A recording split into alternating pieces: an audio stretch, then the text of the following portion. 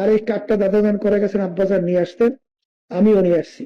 আব্বাজান বলতেন বরকতি কার্ড, যারা ব্যবসা করেন ক্যাশব্যাক নিয়ে রেখেন, আল্লাহ ব্যবসা বরকত দেবে। যারা ব্যবসা করেন ঘরে নিয়ে রেখেন, আল্লাহ বিপদ আপদ থেকে হেফাজতে রাখবেন। সবাই নেবেন না।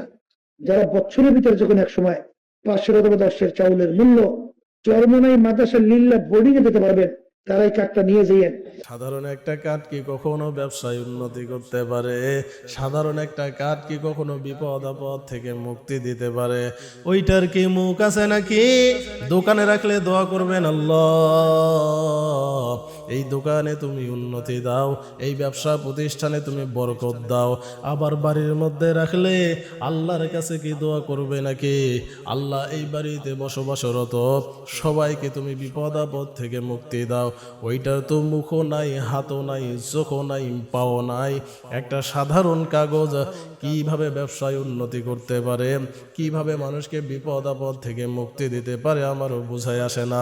আসলে এগুলো সহজ সরল মুরিদদেরকে বুঝায়া টাকা ইনকামের ধান্দা।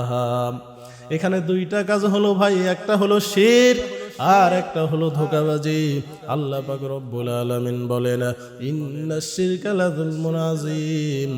যে ব্যক্তি শিরক করে সে আমার সঙ্গে জুলুম করলো, আর যে আল্লাহর সঙ্গে জুলুম করে পৃথিবীতে ওই ব্যক্তি সব থেকে বড় জালিম।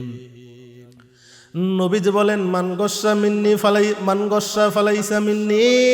যে ব্যক্তি আমার উম্মতকে ধোঁকা দেয় ওই ব্যক্তি আমার উম্মত নয়। যেই ব্যক্তি দুনিয়াতে মানুষের সঙ্গে ধোঁকাবাজি করে ওই ব্যক্তি আমার উম্মতের কাতারে পড়ে না।